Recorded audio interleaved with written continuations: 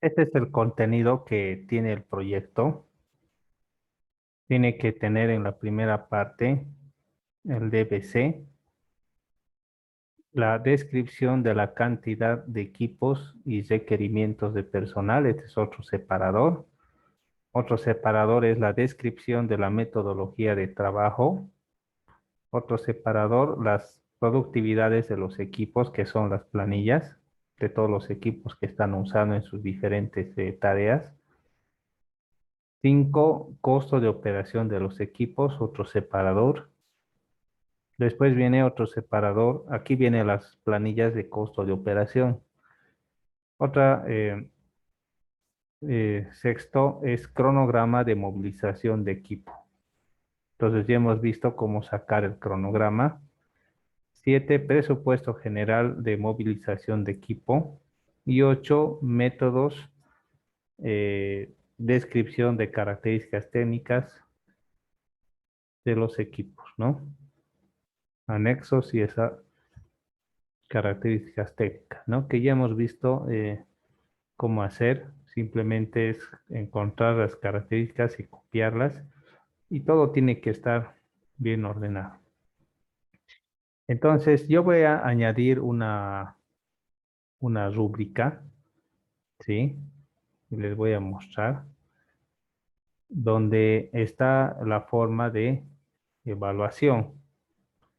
Por ejemplo, para el examen final, que es el proyecto, voy a añadir una rúbrica, ¿sí? Que es una forma de evaluación. Descripción del proyecto va a valer 10 puntos. Esquema de equipo y personal mínimo, 10 puntos, ¿sí? Junto con la metodología. Cálculo de productividades, 10 puntos. Cálculo de costos de operación, 10 puntos. Cronograma de movimiento de equipo, 25 puntos. Presupuesto general de movimiento de equipo pesado, 25 puntos. Y los anexos, 10 puntos. Entonces, todo esto suma 100 puntos. O sea, no está difícil, jóvenes. Solo que son bastantes detalles. Traten, por favor, de cumplir con todos estos puntos y concéntrense más en el cronograma y en el presupuesto general de movimiento de equipo pesado. Es importante que todas las tareas estén en este orden. Pueden hacerlo todo en computadora. Y si van a hacer a mano, pues hagan bien, ¿no? Con margencito, buena letra, bien hecho, ¿sí? Y usen hojas de cálculo, ¿sí? Hay hojas de cálculo que les enseñé el otro día a hacer. Y utilicen todo eso para poder hacer un buen proyecto que les pueda ayudar, ¿no? Una vez que entreguen, em, les voy a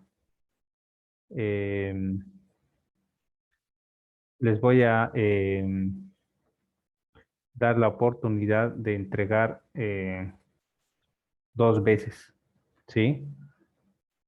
A fin de que puedan mejorar su calificación. ¿Listo? Bien. ¿Alguien tiene alguna pregunta?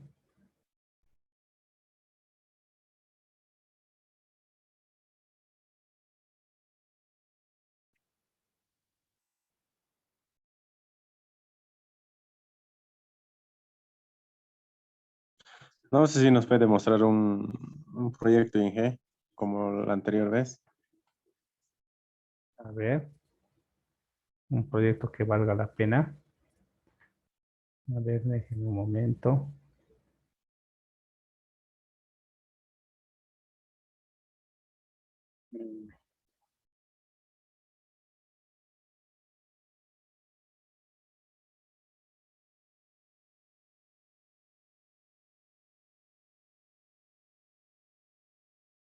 Ya, les voy a mostrar algunos proyectos tipo. Este compañero ha hecho su DBC aparte. Lo ideal es que esté todo junto, ¿sí? Pero no es mucho problema eso. Y aquí ha hecho un alcantarillado. Y aquí están. Esto ya les he mostrado. Veremos otros. Veremos otras gestiones. A ver, otra gestión anterior.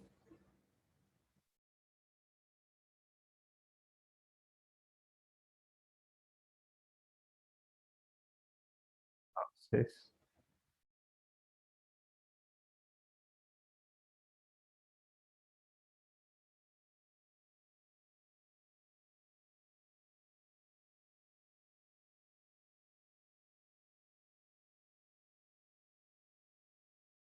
bien. Entonces, aquí está el DBC,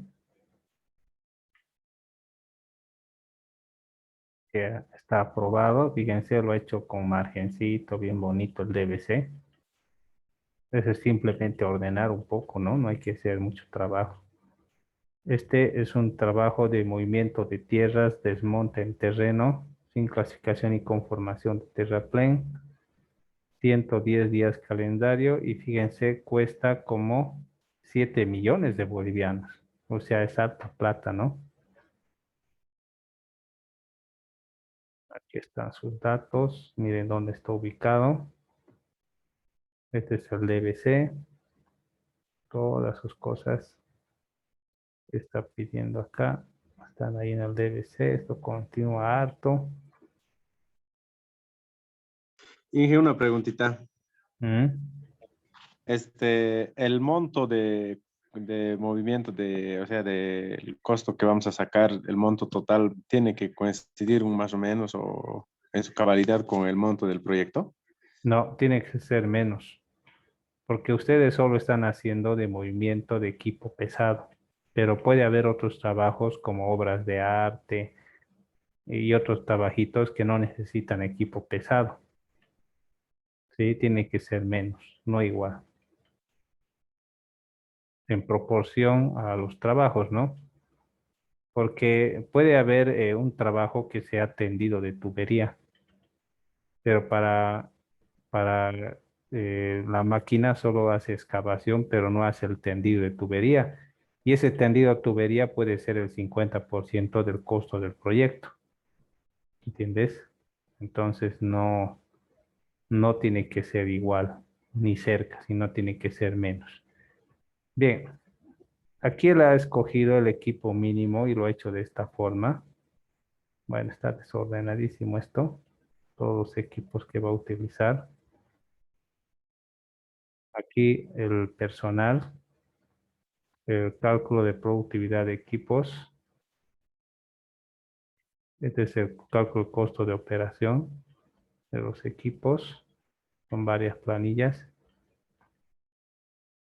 Y aquí está su cronograma de movilización de equipo. Que está mal, claro, no está como debería ser. Y ese es el costo total de movilización de equipo pesado. Pero falta anexos, ¿no? Entonces, son trabajos así. Aquí hay otro, un índice bien bonito. Aquí está el DBC, todo lo que es el DBC. Y aquí ella ha utilizado la maquinaria, el personal, directamente le ha metido las certificaciones técnicas, las productividades, los costos de operación. Y aquí está su planilla de movimiento de equipo. No hay el costo de operación, ¿no? Un error gravísimo. Ni siquiera entregado. Van por ahí, ¿no? Saber algo que valga la pena.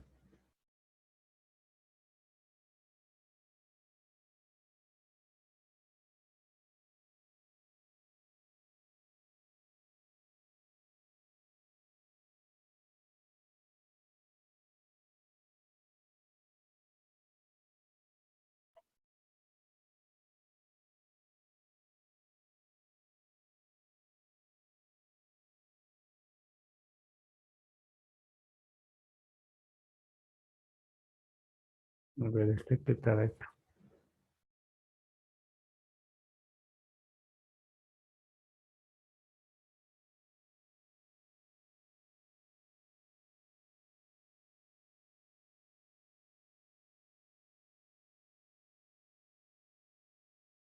Bien, entonces ahí tengo esto, su descripción de su DBC, ¿no?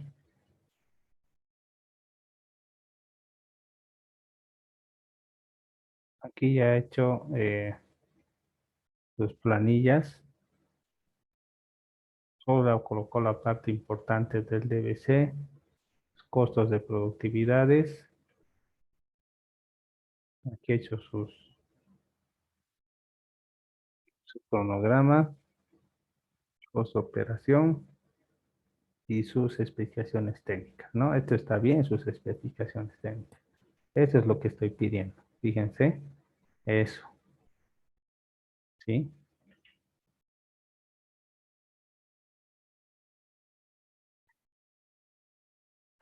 No es difícil, jóvenes, no es exagerado lo que les estoy pidiendo, sino que me parece razonable y apropiado, ¿sí? Así que esfuércense y hagan un buen trabajo. Bien, ¿quieren preguntar algo?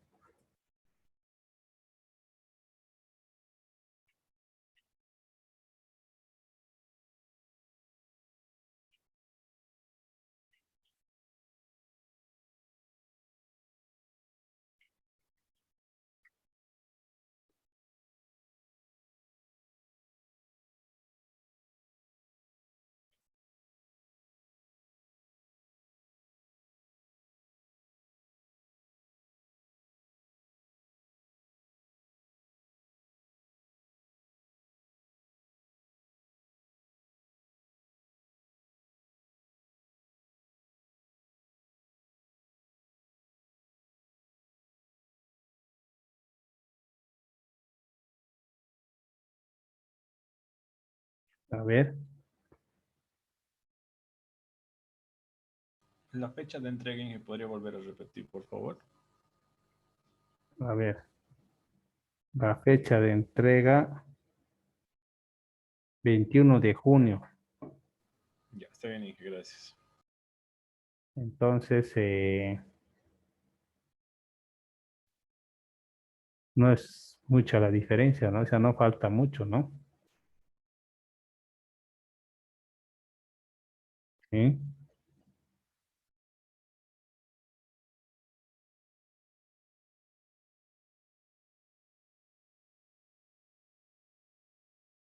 Bien.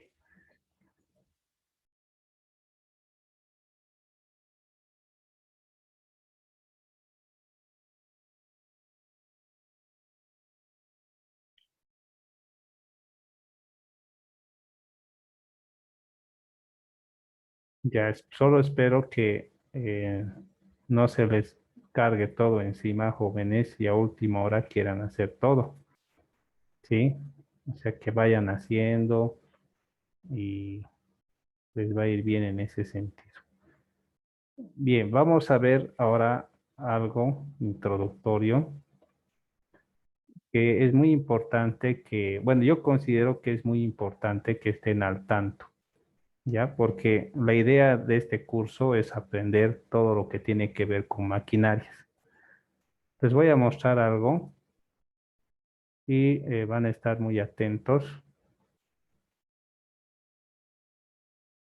Creo que les va a beneficiar.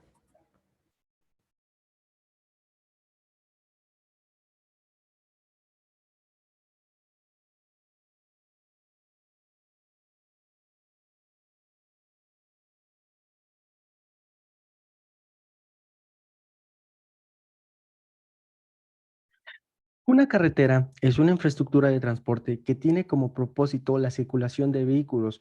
Está especialmente acondicionada dentro de una franja de terreno denominada derecho de vía.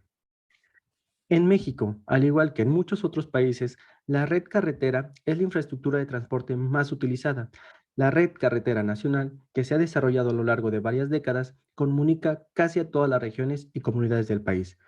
México cuenta, en la actualidad, con 378.923 kilómetros de carreteras, que se integran por autopistas, carreteras, caminos rurales y brechas que permiten la conectividad entre prácticamente todas las poblaciones del país, con independencia del número de habitantes que cuenten y su relevancia económica. Las carreteras en México poseen una numeración impar de norte a sur y una numeración par de oeste a este. La numeración inicia en el noreste del país, o sea, en Tijuana, Baja California, y aumenta a medida de que se avanza hacia el sur o hacia el este. En México existen diferentes tipos de carreteras. Algunas carreteras están a cargo del gobierno federal y constituyen los corredores carreteros federales, que proporcionan acceso y comunicación a las principales ciudades, fronteras y puertos marítimos del país, y por lo tanto registran la mayor parte del transporte de pasajeros y carga.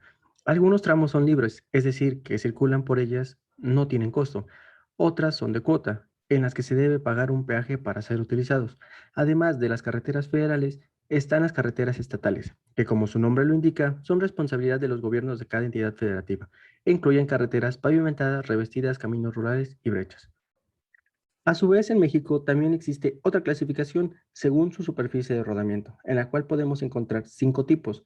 El primer tipo sería pavimentada de 4 carriles o más con una longitud de 15.252 kilómetros, pavimentada de 2 carriles, 141.545 kilómetros, revestida con una longitud de 152.879 kilómetros, terracerías con una longitud de 11.231 kilómetros, brechas mejoradas con una longitud de 69.394 kilómetros. En México existe una clasificación de acuerdo a los tipos de pavimento que se utilizan en una carretera. Como primer punto tenemos a los pavimentos asfálticos o flexibles, que son aquellos que están constituidos por materiales asfálticos y materiales granulares. Como segundo punto tenemos los pavimentos rígidos, que estos están constituidos por cemento de diproprotan y materiales granulares.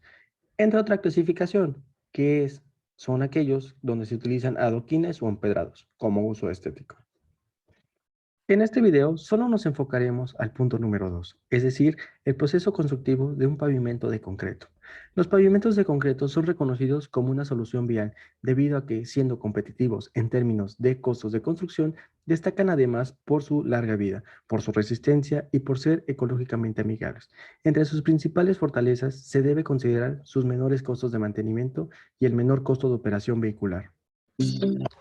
Las etapas relevantes que componen el proceso de construcción de una carretera y que son indispensables para la funcionalidad de esta misma pueden clasificarse de la siguiente manera: movimiento de tierras, construcción de drenaje menor y drenaje mayor, construcción de subbase y base, construcción de la superficie de pavimentos o rodadura, construcción de estructuras de puentes y colocación de señales y marcas de tráfico. Como primer punto tenemos los trabajos que componen al movimiento de tierras. Como primer punto está la localización de la línea topográfica. La localización de la línea topográfica consiste en replantear la línea de la carretera, es decir, por dónde ésta pasará, de acuerdo a los planos de diseño del proyecto. Este trabajo se inicia a cargo de las cuadrillas de topografía, de la supervisora o se hace de mutuo acuerdo con el contratista. Posteriormente tenemos el movimiento de tierras. Es la operación de cortar y remover cualquier clase de material independientemente de su naturaleza o sus características, dentro o fuera de los límites de construcción, para incorporarlo en la construcción de rellenos, terraplenes y cualquier otro elemento que se relacione con la construcción de la carretera, así como también el corte y el movimiento de material sobrante o que no se va a utilizar en los trabajos de la carretera, catalogarlo como material de terracería. Se deben ejecutar las operaciones de limpia, chapeo y destronque. Los límites del área del derecho de vía que deba ser limpiada, chapeada y destroncada son los indicados en las disposiciones especiales o en los planos. En áreas donde se va a efectuar la excavación no clasificada, todos los troncos, raíces y otros materiales inconvenientes deben ser removidos hasta una profundidad no menor a 0.60 metros debajo de la superficie de la subrasante, y el área total debe ser limpiada de matorrales, troncos, colmidos de raíces y otros materiales vegetales y orgánicos susceptibles de descomposición. En áreas que no se deban cubrir con terraplenes, se deben desraizar una profundidad no menor a 0.30 metros o a 0.60 metros en las áreas en donde existan troncos. Como siguiente punto tenemos la subexcavación. Es la operación de remover el material inadecuado que se encuentra debajo de un nivel de la subrasante, en las secciones de corte o debajo del nivel del terreno natural, en secciones de terraplén o relleno. Los materiales inadecuados para la construcción de terraplenes y subrasantes son los siguientes: los correspondientes a la capa vegetal, los clasificados en el grupo A8, que son suelos altamente orgánicos constituidos por material vegetal parcialmente carbonizados o fangosos. Generalmente tienen una textura fibrosa de café color oscuro o negro y olor a podredumbre. Son altamente comprensibles y tienen baja resistencia. Como siguiente punto tenemos los rellenos. Se denomina relleno a la tierra que se coloca y compacta sobre la superficie de un terreno para levantar su nivel y formar un plano de apoyo adecuado para hacer una obra. Generalmente les llamamos rellenos, pero técnicamente se nombra como terraplén. En las áreas donde sea necesario construir un terraplén, se debe ejecutar previamente los trabajos correspondientes a limpia, chapeo y destronque. Como siguiente punto tenemos los trabajos que componen la construcción de drenajes. Drenajes son las estructuras comúnmente llamadas alcantarillas, que tienen por objetivo principal permitir el paso del agua al librar un determinado obstáculo. Cuando se realiza el diseño geométrico de una carretera, el mismo normalmente se interpone en el movimiento natural de escurrimiento de las aguas de la zona de desplazamiento. En la ladera de una montaña se interpone el camino de escurrimiento de las aguas que viajan por la montaña. Las alcantarillas pueden ser de tubo de concreto reforzado, tubos de material plástico o tubos de material corrugado. Estas últimas, por su forma, pueden ser tubos de sección circular o elíptica, tubos abovedados con arcos y fondo metálico o arcos metálicos con cimentación de concreto. Las alcantarillas de metal son fabricadas con planchas estructurales con corrugantes en sentido perpendicular a su longitud. La longitud de estas mismas se determinará por el medio de la proyección del diámetro de una alcantarilla sobre la línea de cimentación con su pendiente hacia los taludes de corte o relleno que hayan sido diseñados en este lugar. Como siguiente punto, tenemos los trabajos que componen las subbases y bases. Previo a la colocación de cualquier capa de subbase, la subrasante debe de estar terminada. Cuando se llega al nivel de subrasante por medio de la construcción de un terraplén, los últimos 0.30 metros se deben de compactar con mínimo al 95% de la densidad máxima determinada para el material en uso. Como siguiente punto tenemos la capa de subbase. Es la capa de la estructura del pavimento destinada fundamentalmente a soportar, transmitir y distribuir con uniformidad el efecto de las cargas del tránsito proveniente de las capas superiores del pavimento, de tal manera que el suelo de la subrasante las pueda soportar. La subbase puede ser subbase común, subbase granular o subbase de grava o piedra triturada. Esta forma, por la combinación de piedra o grava con arena y el suelo, es un estado natural, clasificados o con trituración parcial para construir una subbase integrada de un pavimento. También puede ser una combinación de piedra o grava triturada combinada con el material de relleno. La subbase puede tener un espesor compactado variable por tramos, según lo indicado en los planos, lo establecido en las disposiciones especiales o lo ordenado por el delegado residente, de acuerdo con las condiciones y características de los suelos existentes en la subrasante. Por ningún caso, dicho espesor debe ser menor a 0.10 metros ni mayor a 0.70 metros. El proceso constructivo de la subbase o base es que al tener la subrasante ya terminada, se debe colocar en la línea central de la localización trompos o estacones a cada 20 metros con la altura que deberá tener la capa de subbase, de acuerdo al diseño. La capa de subbase no será menor a 0.20 ni mayor a 0.30 en algunos casos. También se debe colocar estacones a lo ancho de una sección típica de diseño a manera de formar un prisma que sea llenado con el material de subbase. El llenado se deberá hacer con camiones de volteo que irán depositando el material formando promontorios dentro del ancho de la pista. Dichos promontorios serán esparcidos con una motoniveladora hasta llenar la altura marcada por los trompos. Una vez que la motoniveladora ha terminado de mezclar los materiales, se debe ir chequeando el contenido de humedad del material de la subbase por medio de métodos rápidos de campo como lo es el método de Spade. Al estar terminada la sección completa, se procede a compactar la capa de material.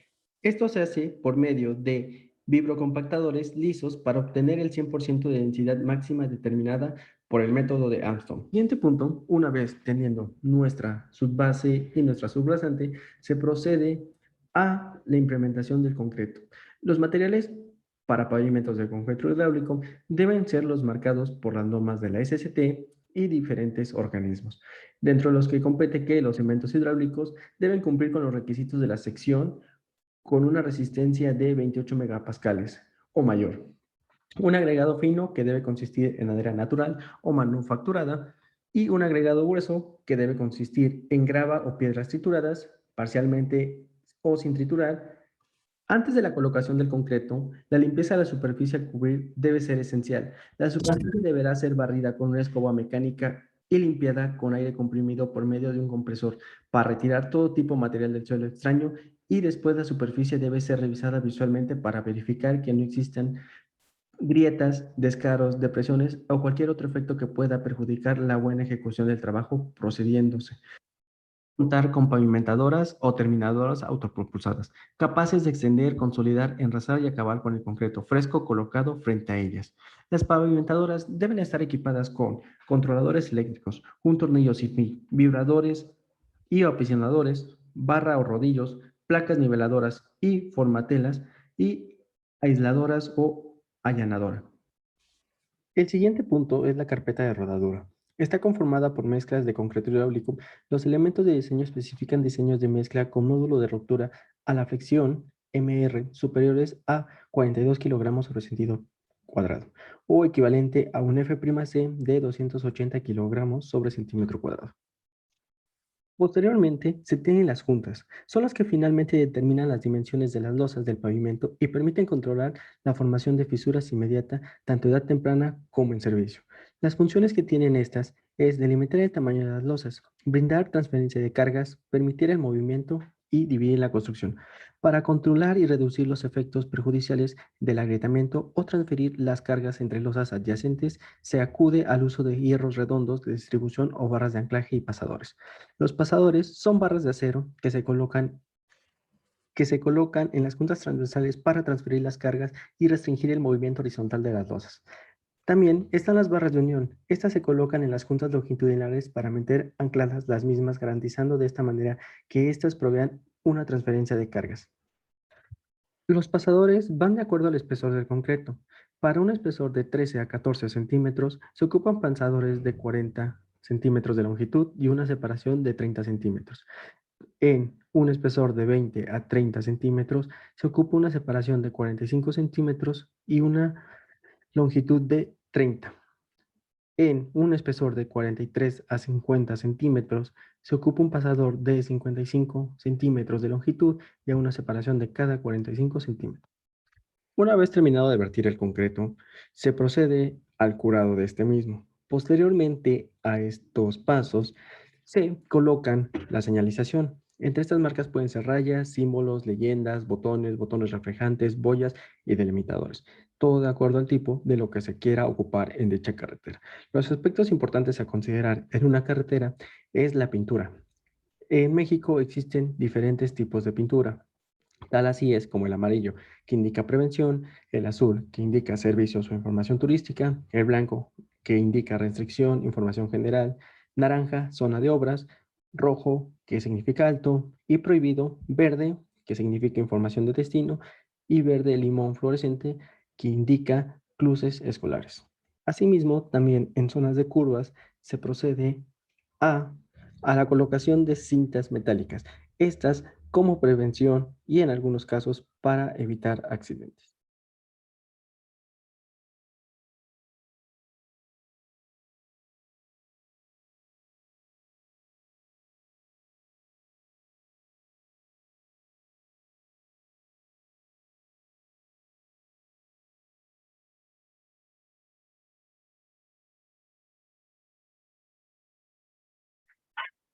Muy buen día. Mi nombre es Fabián Elizondo Arrieta y seré su instructor en el módulo 5 del curso de Inspectores Viales Ciudadanos de la NAME, Universidad de Costa Rica, referido al tema de pavimentos rígidos. Se debe tener en cuenta que un pavimento rígido es aquel que tiene una losa de concreto hidráulico como superficie de ruedo donde transitan los vehículos. Esta, por lo general, está dispuesta sobre una base que puede ser granular o estabilizada. El nombre pavimentos rígidos se refiere a que estos pavimentos son poco flexibles ante las cargas. Esto por la rigidez que tiene la losa de concreto en comparación de una mezcla asfáltica, por ejemplo, de un pavimento flexible. Por lo tanto, el concreto hidráulico es el principal componente de los pavimentos rígidos. Este, a su vez, está compuesta por la pasta y los agregados. La pasta se refiere a la unión entre el cemento, el agua y el aire atrapado entre el concreto, y los agregados a la piedra y la arena. Algunos concretos llevan dentro de sus formulaciones aditivos, los cuales son utilizados para modificar algunas de sus propiedades o mejorarlas, de los cuales hablaremos un poco y de manera.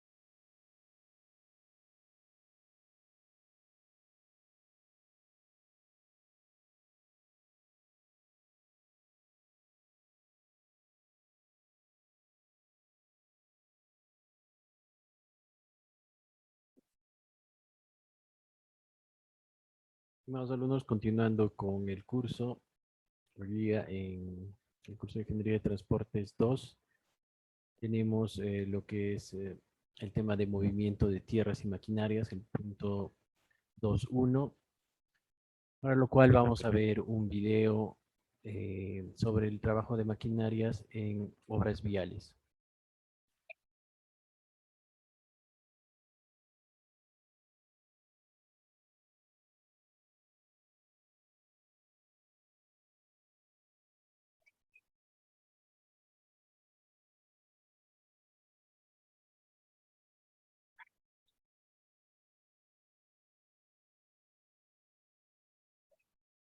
Bien, en cuanto a lo que es movimiento de tierras o la necesidad de transformar la topografía existente para lograr el perfil o el trazo que queremos, la subrasante que queremos, de acuerdo al diseño topográfico que hemos realizado y al diseño de la carretera que hemos ejecutado en el gabinete. Es necesario todo un pool de maquinarias para poder llevar esto a cabo. Entre estas maquinarias hay cierto tipo de maquinarias que se dedican básicamente al corte, ¿no? O a la extracción de este material sobrante o a empujar este material para que luego pueda ser transportado con los volquetes. Estaríamos hablando de un tractor oruga o un tractor que esté sobre llantas de caucho. ¿De qué depende básicamente el uso de estos dos tipos? Como habíamos visto anteriormente, el uso de las orugas básicamente es para terrenos húmedos, arcillosos, en los cuales hay mucha dificultad con la fricción, igualmente en los cuales sería difícil el desplazamiento de esta maquinaria. Y en cambio, en zonas secas, casi llanas, en las cuales no se necesita mucho esfuerzo, mucha tracción, tendríamos tractores oruga que estén yendo sobre materiales.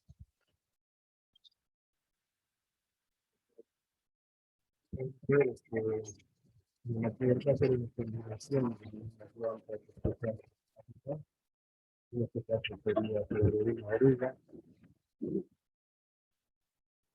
la que se la podemos ver en la teoría sobre el caso que trabajando podría ser directamente arcilloso. De los principales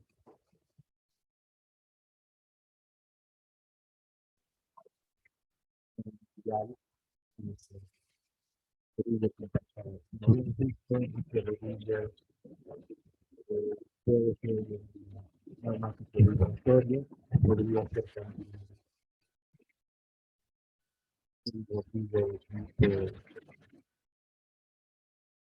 un metálico, ¿no? Dependiendo al tipo, como habíamos visto, dependiendo al tipo de material sobre el cual se está trabajando. Si queremos realizar trabajos puntuales, por ejemplo, la excavación de obras de arte, de zanjas, necesitamos netamente la ayuda de una excavadora o de una retroexcavadora, la cual nos da más flexibilidad para zonas puntuales, en donde sería importante mover cierta cantidad o donde se necesitaría excavar cierta cantidad de volumen, por ejemplo, para los pilares de un puente, para la cimentación de una defensa ribereña, o por ejemplo, para la carga también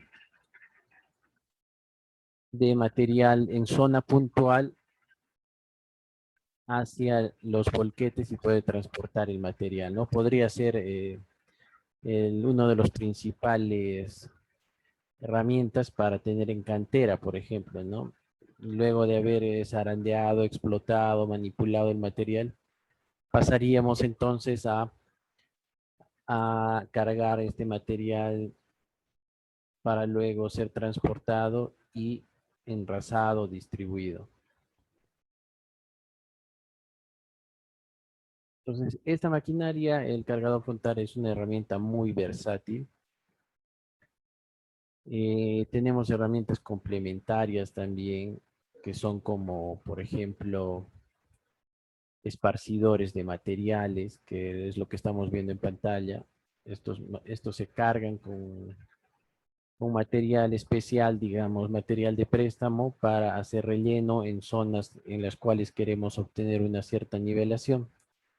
Y luego los cargadores, luego los bulldozers harían su labor de corte o nivelación. Esto también se puede hacer mediante el uso de otra maquinaria que sería la motoniveladora, ¿no? Que es bastante utilizado en carreteras. La motoniveladora tiene una ventaja de tener mucha movilidad, de tener varios ángulos de corte y poder darle un perfilado muy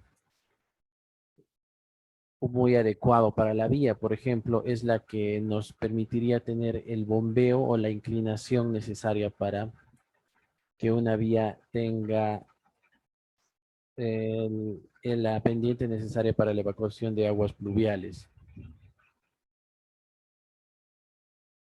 Luego de tener ya nivelado este espacio, tendríamos maquinaria que esté compactando, ¿no? el material que hemos trabajado y que ya hemos definido la pendiente, y el número de pasadas debe estar controlado de acuerdo al material. Igualmente, según las especificaciones de los ensayos de laboratorio, para obtener un grado de compactación por encima del 90%, ¿no? Sabemos que para obras viales y lugares donde van a circular vehículos, el grado de compactación tiene que ser superior al 90-95%. Sin embargo, en zonas peatonales puede ser menor, entre 80 y 90%, como son, por ejemplo, las losas recreativas y espacios peatonales, ¿no? Entonces, igualmente los tamaños de las diversas maquinarias de transporte, como los volquetes, pueden haber de 20, 25 toneladas o a más, de acuerdo a la necesidad del proyecto.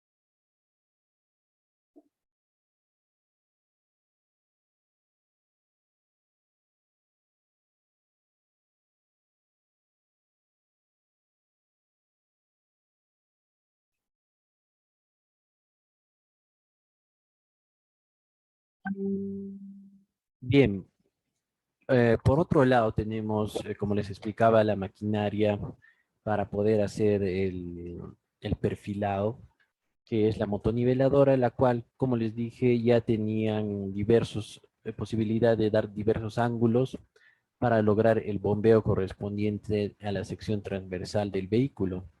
En este caso, esta maquinaria, después de que ya ha sido esparcido el material nuevo de préstamo por los volquetes, y esta la está tendiendo, la está esparciendo ya, pero con el ángulo de lo que sería el bombeo en la vía.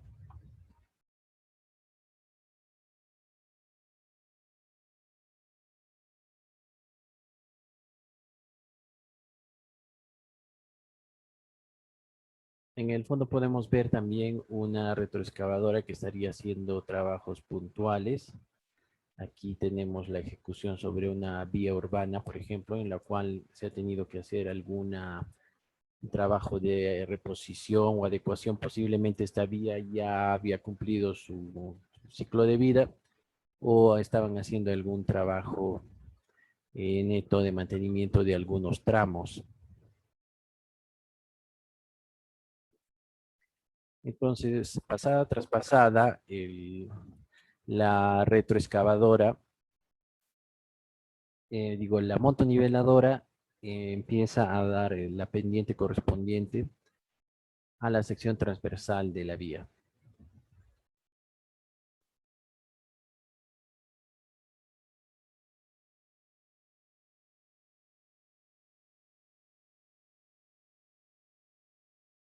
El operario en este tipo de maquinaria tiene la destreza suficiente como para dar la inclinación a la pala de corte y de esta manera darle el acabado final antes de tender, antes de la compactación y el posterior acabado de las obras de arte. En este tipo de vías urbanas, como se puede ver, no se ha considerado cunetas ni el tratamiento de las aguas pluviales a nivel longitudinal, sino más que todo, estas se dan a nivel de sumideros o obras de arte transversales. Como podemos ver, al parecer no es una zona tan lluviosa, sino es una zona un poco más seca y de nieve, por lo que no se han planteado obras hidráulicas en este tramo de la vía.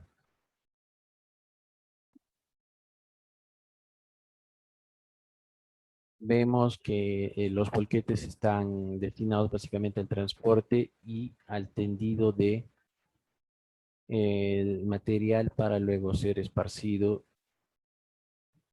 y dar el perfil correspondiente para el trabajo de compactación.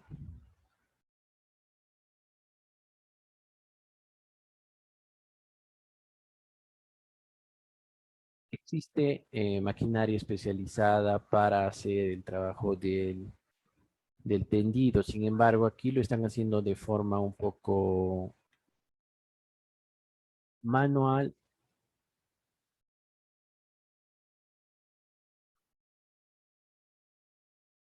con la maquinaria existente. Básicamente la motoniveladora estaría haciendo primero una especie de tendido y luego estaría dando el corte para lograr la pendiente que se está buscando.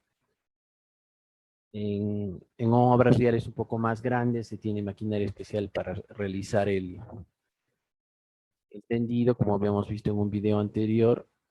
Se cargaba el material dentro de esta maquinaria y esta con un poco de mayor precisión iba tendiendo finamente el material, ¿no? Entonces, pasada tras pasada, lo primero que hace la motoniveladora sería el tendido del material para luego dar los cortes finales de acuerdo a las plantillas que han dejado los especialistas en topografía y los maestros de obra.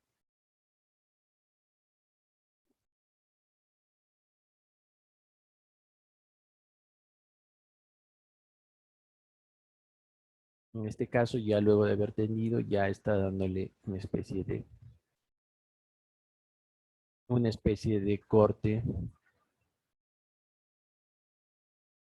para avanzar con lo que es la gradiente o la pendiente transversal o bombeo.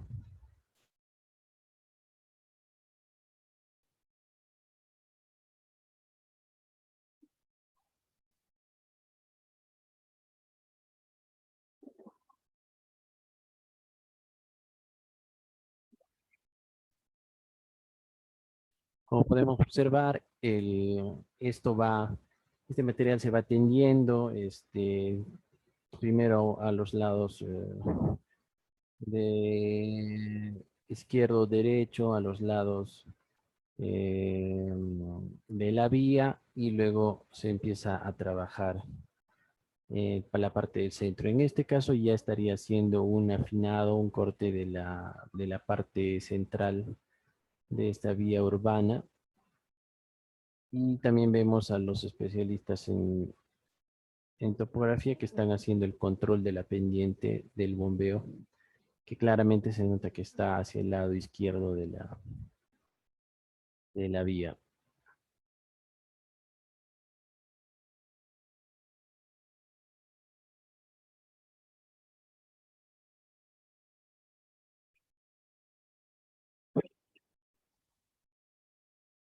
En este caso, como es un tipo de vía bastante, al parecer una vía de acceso arterial importante, los vehículos siguen transitando durante el proceso de tendido y perfilado de la carretera.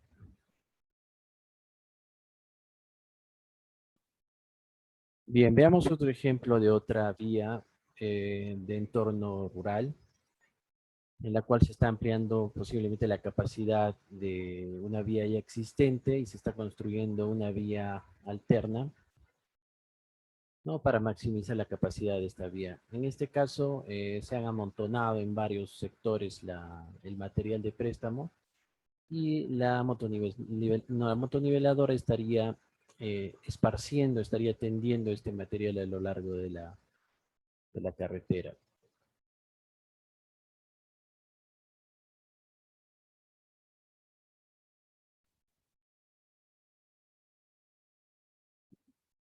Como podemos ver, una vez que ya se tiene cierto nivel, ya casi definidos ciertas pendientes, bombeos de esta vía, empiezan las compactadoras, tanto neumáticas como las vibratorias, a darle una compactación de vida al nuevo material. Entonces podemos observar que la motoniveladora sigue haciendo su trabajo de esparción, mientras capa a capa se va aplanando el material, que debe ser aplanado cada 20-30 centímetros, ¿no? Capa por capa. En el caso de rellenos, material de préstamo,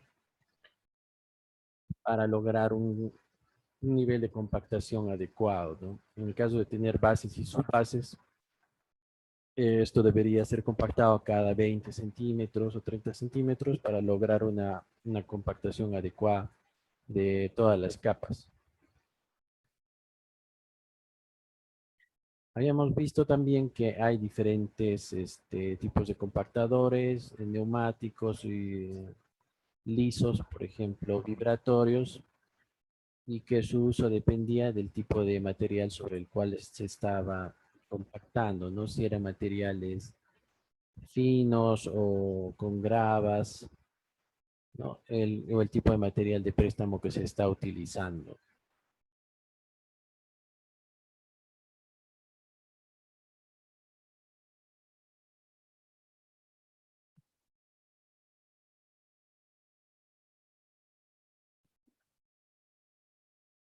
Entonces, poco a poco se está realizando una compactación y corte, lo cual está permitiendo que se pueda ser transitable, ¿no? El compactador neumático está dando, y el compactador de rodillo liso vibratorio estarían dándole cierta compactación preliminar a las diferentes capas que está generando la motoniveladora, ¿no? Para que no se hundan y puedan tener una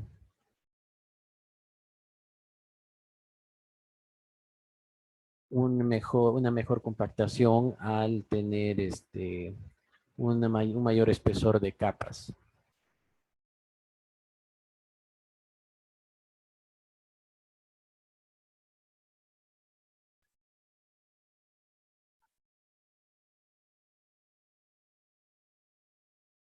Una vez que se ha terminado con las cantidades de materiales de préstamo, seguimos avanzando en otro tramo y los volquetes van acumulando, van apilando el material de préstamo, ¿no? Que puede ser tipo lastre, para que la maquinaria que viene atrás, la motoniveladora, empiece y las compactadoras empiecen a esparcir y a nivelar, compactando al mismo tiempo, poco a poco.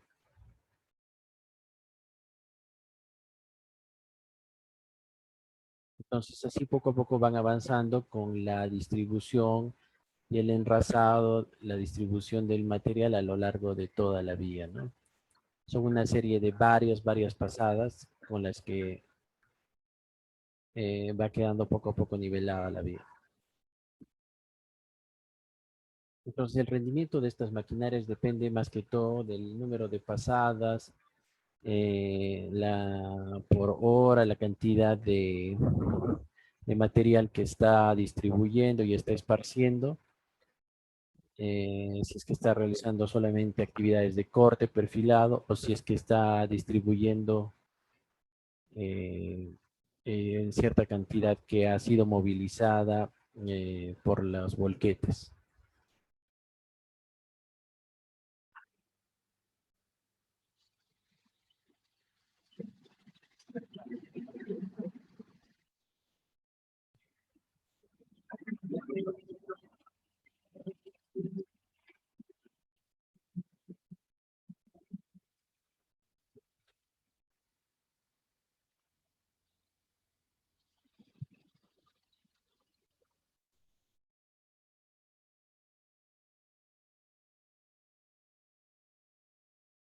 Bien, luego de esta introducción sobre lo que es el uso de la maquinaria en el movimiento de tierras, especialmente en obras viales, vamos a ver cuáles son los factores que influyen en el movimiento de tierras. Ya sabemos que el movimiento de tierras se compone de lo que es el corte y el relleno o conformación de terraplenes. En un proyecto vial consiste en modificar la topografía del terreno para lograr la forma del terreno que hemos diseñado en el expediente técnico. Y esto está sujeto a ciertos factores que debemos considerar. Debe haber una compensación primero entre costes y rellenos para que no haya desperdicio o movilización o eliminación de material que podamos utilizar, ¿no? Que pueda tener ciertas características y podamos utilizarlas. Número 2, debemos lograr un transporte mínimo de material. ¿Qué quiere decir esto? Utilizar menos transporte de préstamo, mover o transportar el material lo menos posible. De esta manera sería más económica la carretera. Luego, analizar bien el tipo de suelo a través de los diversos ensayos de mecánica de suelos. Podemos caracterizar qué tipo de suelo tenemos en las diferentes progresivas o kilómetros y analizar si es que este suelo va a ser fácil de transportar o si sería reutilizable luego de hacer un corte para la formación de un terraplén. Y número 4, luego de tener un excedente y haber terminado la obra, el corte y la conformación de los terraplenes, ¿qué hacemos con este material que está sobrando? Debemos de tener lugares específicos para el depósito de estos materiales, generando el menor impacto posible en la zona.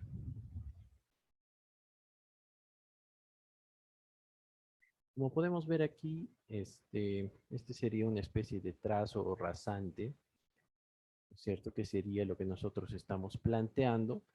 Y este sería el perfil del terreno existente. Entonces aquí, como podemos ver, hay materiales que se cortan, que se rellenan. Entonces lo ideal es que estos materiales de corte puedan entrar a rellenos próximos en kilometrajes lo menos posible distanciados. Entonces, como dice acá, el caso de material faltante, lo que queremos es transportar la menor cantidad y la menor longitud posible. Esta es una sección transversal de, de lo que sería la propuesta de un terraplén o la sección transversal de una vía, ¿no? Tenemos la carpeta que por especificaciones técnicas debe estar compactada al 100%, con una rasante, con un espesor de 30 centímetros. Tenemos un área de total corte para la formación de unos taludes y parte de la carpeta de rodadura, que es el suelo a excavar, el cual debe terminar con una compactación igual al 100%. En el caso de los terraplenes, nos pide que esta compactación de Proctor estándar sometido al laboratorio debe dar 95%, en los cuales también tenemos gran parte de la carpeta de rodadura y unos taludes y cunetas que estarían después de los terraplenes. Entonces, como podemos ver, hay material que se puede utilizar para el relleno, y si es que faltara más material, podríamos tomar material de préstamo. Entonces, ¿qué es necesario hacer antes de el movimiento de tierras? Lo primero es tener un, un, una idea total de cuál es la rasante, y para esto necesitamos eliminar la capa vegetal y también un material desechable que sería material que se ha acumulado en tiempos próximos. De esta forma, luego podríamos llegar a excavar en un suelo común, un suelo que se ha ido consolidando con el tiempo, y un suelo mucho más antiguo que sería un suelo duro, hasta llegar a lo que es el material rocoso. Entonces podemos clasificar estas excavaciones de acuerdo al tipo de terreno. Excavaciones en terreno blando, semiduro, terreno duro, muy duro, y finalmente en roca, ¿no? Estas clasificaciones también se pueden simplificar de acuerdo al, a los materiales, material suelto, material en roca suelta, material en roca fija y material totalmente blando, ¿no? Para lo que son los metrados en obra. Para la conformación de terraplenes tenemos básicamente 4 etapas. La primera es que antes de empezar debemos remover toda capa vegetal existente. No podemos hacer un relleno sobre una capa vegetal. Debemos de entregar un suelo totalmente enrasado y libre de material orgánico.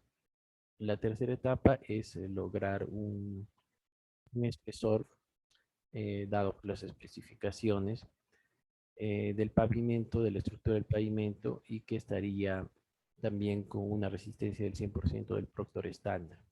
La capa número 2 sería a un 95% del Proctor estándar o 90% del ensayo de Proctor modificado.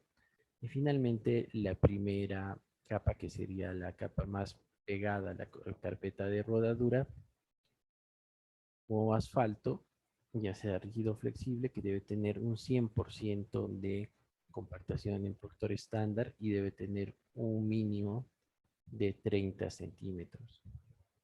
Estos espesores estarán bajo el diseño de los pavimentos, de la estructura del pavimento, y lo cual depende de las cargas o cantidad de ejes equivalentes de vehículos pesados. Entonces, ¿cuáles son los controles que debemos de tener durante la ejecución de estos rellenos? Deben ejecutarse en capas horizontales, como ya habíamos dicho, con un espesor menor o igual a 20 centímetros en todo el ancho de la calzada o acera y en longitudes adecuadas. Se debe hacer una distribución, un mezclado y una compactación con la maquinaria que hemos visto en los videos.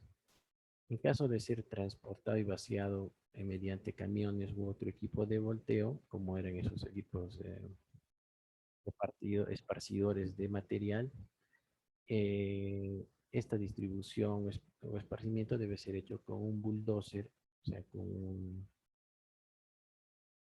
una niveladora o un equipo similar adecuado, ¿no? Que estaría haciendo un bulldozer o un tractor podría hacer la distribución, mientras que la motoniveladora haría el perfilado para tener los bomberos de la sección transversal adecuados. Si es que este material no fue uniforme, se deberá hacer el mezclado hasta obtener la conformidad, ¿no? Esto dependiendo si mezclamos dos materiales de distintas canteras, por ejemplo. ¿Cómo calculamos los volúmenes de corte y relleno? Ya como habíamos visto en sesiones anteriores, básicamente es hacer una media de las dos áreas que tenemos a los extremos, al inicio y al final de las progresivas, separadas cada uno por 20 metros, sacar la media de estas dos áreas y finalmente multiplicarlo por la distancia para obtener el volumen. Entonces, si tuviéramos, como en este ejemplo, nos pide calcular el área de la sección transversal mediante el método de coordenadas. Tenemos un área aquí en este que está definido por las coordenadas en X y Y. Hallamos las coordenadas de los componentes que están oblicuos, tanto para X1 y para X2. Luego de esto, colocamos las coordenadas en X y Y para cada uno de los puntos y llegamos a calcular una sumatoria de las pendientes para todos los puntos. Sacamos el área que sería la diferencia entre estos dos valores dependientes a izquierda y derecha, que nos daría un área de 295.1 metros cuadrados. Entonces multiplicamos por la distancia de separación entre las dos progresivas y nos daría un volumen total de 5.950 metros cúbicos.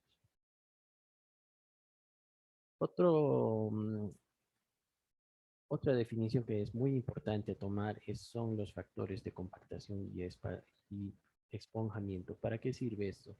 Básicamente, el factor de compactación nos dice, en función de la densidad a la que queremos llegar y el porcentaje de compactación en el ensayo de Proctor modificado y según la densidad del sitio, necesitamos dar un factor para que se pueda reducir el volumen que hemos extraído y colocarlo en un lugar específico. Mientras que lo contrario sería el factor de esponjamiento, que sería la cantidad de volumen que hemos excavado y que está, por estar suelta, se expande y este material sería cargado para un transporte, por ejemplo. Entonces, en el ejemplo número 1.2 nos dice, en un trabajo de movimiento de tierras en material en sitio de corte, se tiene una densidad de sitio, que la tenemos aquí 1360, nos dice que el ensayo de Proctor estándar nos dice que se tiene una densidad de 1780 kilogramos sobre metro cúbico. Por otro lado, nos dice que este material será relleno con una densidad del 95%, que es la que queremos lograr. Nos dice, halla el factor de compactación. Aplicamos la fórmula que hemos visto. Densidad de Proctor por el porcentaje de densidad máxima sobre la densidad del sitio y nos sale que el factor de compactación sería de 1.24. ¿Esto qué significa? Entonces nos dice que calcular el factor y además expresar el volumen de tierra en términos de metros cúbicos. Suponga que el volumen a rellenar es de tenemos un espacio a cubrir de 1545, que sería el volumen en el sitio que queremos rellenar. A este le tenemos que multiplicar por ese factor de 1.243 y necesitaríamos un volumen total necesario para movilizar o para traer de algún sitio o préstamo o de la misma extracción de la carretera de 1921 metros cúbicos. En otro ejemplo nos dice, supongamos que necesitamos desechar el volumen de tierra calculado en el ejemplo anterior, digamos que solamente lo quisiéramos eliminar, determine la cantidad de viajes necesarios para el trabajo, o sea, utilizamos la capacidad de los camiones que sería de 12 metros 12.3 metros cúbicos y que se ha esponjado en un 28%. Entonces, en el ejemplo anterior habíamos visto que al calcular el promedio de las áreas por la distancia, teníamos 5.950 metros cúbicos, lo cual multiplicado por el factor de esponjamiento, este 5.000 era lo que teníamos que cortar, y al esponjarse para transportarlo serían 7.616, lo cual dividido entre volumen de camión nos darían 620 viajes a realizar o 620 viajes de un volquete de 12.3. Entonces, una forma para ver cuánto es el volumen de corte y el volumen de relleno en toda una trayectoria, una longitud de carreteras, es elaborar el diagrama de masas. ¿Qué es esto? Que es el control de cortes y rellenos a lo largo. Para esto, mostramos en pantalla la rasante existente y la rasante propuesta por el proyecto en azul, ¿no? En la cual queremos hacer varias secciones de corte, corte y otras que deben ser de relleno, ¿no? Entonces vamos a calcular si es que va a sobrar o va a faltar material al final de todo este uso. Para esto tenemos los siguientes datos. Tenemos volúmenes por progresivas cada 100 metros, volúmenes de corte, corte, volúmenes de relleno a partir de las 700 a la 1600 y así sucesivamente hasta llegar a los 4 kilómetros de carretera. Para esto necesitamos considerar que el volumen de relleno debe ser un volumen esponjado, ya que debemos conseguir, por ejemplo, en este caso en la progresiva 0 más 700, un volumen de 0.2 metros cúbicos de material para rellenar 0.61 metros cúbicos en la realidad.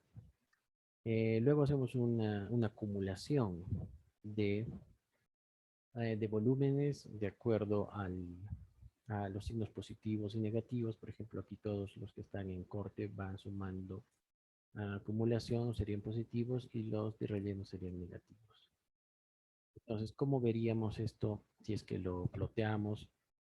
No, entonces tendríamos que en los primeros 1500 se ha estado acumulando bastante material, luego hemos estado utilizando este material para el relleno, pero eso ha bajado. Acá ha bajado tanto que necesitamos un material adicional. Luego tenemos material de sobra, necesitamos material para rellenar todo este volumen. Finalmente tendríamos material para rellenar y prestar a estas zonas con corte. Luego, vayamos a ver qué es el transporte o el acarreo del material. Para eso tenemos tres tipos de unidades. La primera es el metro cúbico estación, que nos da la cantidad de metros cúbicos por cada una de las estaciones o puntos de control del eje de la carretera en planta. cada una está separada cada 20 metros. Entonces, es la producción que tiene. Por ejemplo, acá nos dice, se desea transportar 1000 metros cúbicos a una distancia de 48 metros, que es una distancia muy próxima al punto de extracción. Determine cuántos metros cúbicos de estación representa este movimiento. Entonces, cada estación está, está determinada cada 20 metros. Tenemos un volumen de 1000. La distancia de 48 metros entre 20 sería 2.4 estaciones. Entonces, multiplicamos el volumen por el número de distancias en estación y tendríamos 2.400 metros cúbicos por estación. De la misma manera, si quisiéramos controlarlo cada 100 metros, un hectómetro, haríamos lo mismo. Tendríamos, si desea transportar 1000 metros cúbicos a una distancia de 280, dividimos 280 entre 100, serían 2.8 hectómetros, el cual multiplicado por el volumen de 1000 sería 2800 metros cúbicos por hectómetro. El tercero sería el kilómetro, el metros cúbicos por kilómetro, que sería una distancia de 1000 metros. En el problema nos dice transportar 1000 metros a una distancia de 3600 metros. Entonces tendríamos que 3600 dividido entre la distancia de control, que serían 1000, serían 3.6 kilómetros, lo cual multiplicado 3.6 kilómetros multiplicado por el volumen serían 3600 metros cúbicos kilómetro.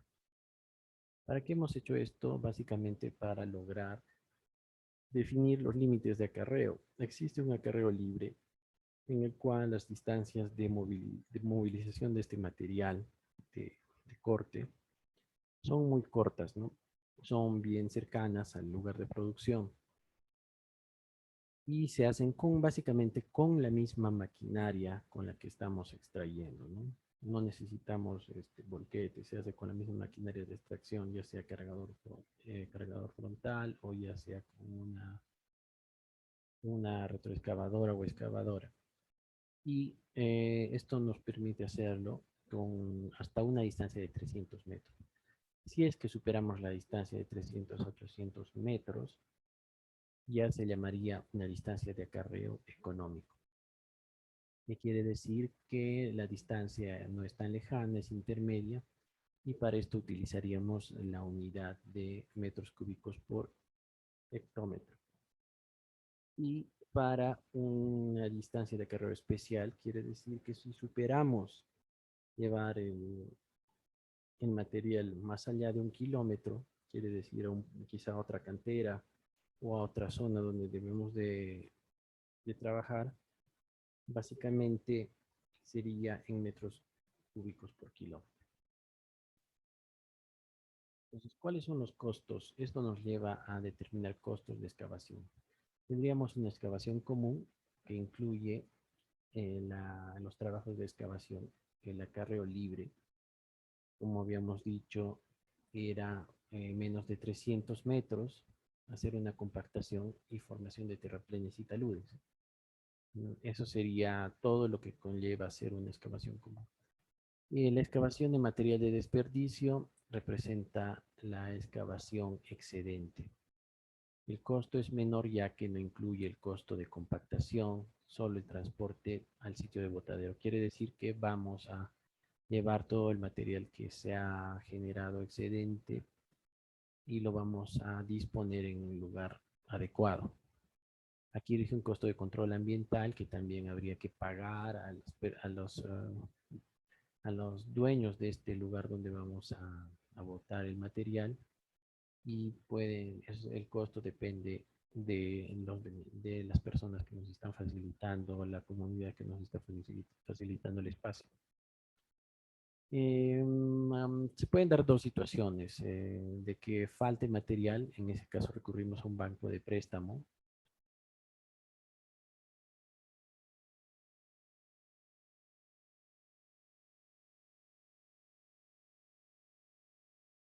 Podemos hacer cortes de lugares donde podemos encontrar el material planificado, y otro podría ser el depósito de materiales. Podemos utilizarlo en taludes más amplios, ¿no? No habría ninguna restricción si utilizamos los mínimos que está estableciendo el manual para el diseño de taludes. Podemos tener unos taludes un poco más amplios y ahí podríamos disponer el material excedente sin tener que eliminarlo. De esta forma nos ahorraríamos el costo por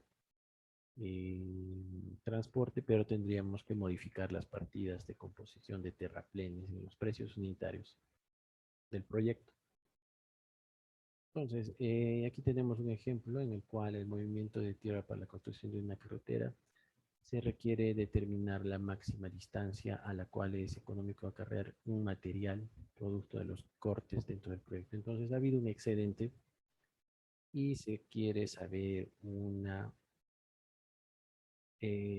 cuál es la distancia hasta donde es económico poder transportar ese material. Tenemos los costos de excavación, 3.5 en este caso soles por metro cúbico, el costo de acarreo hasta 100 metros, 0.06 metros cúbicos estación, hasta 1 kilómetro lo hacemos por hectómetro, 0.3 metros cúbicos por hectómetro, y el especial de 0.9 metros cúbicos por hectómetro.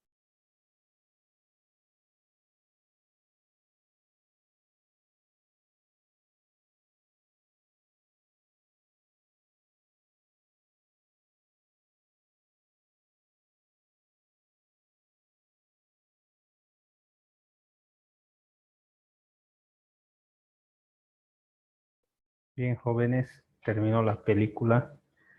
Saquemos una evidencia, por favor. Ven a sus cámaras.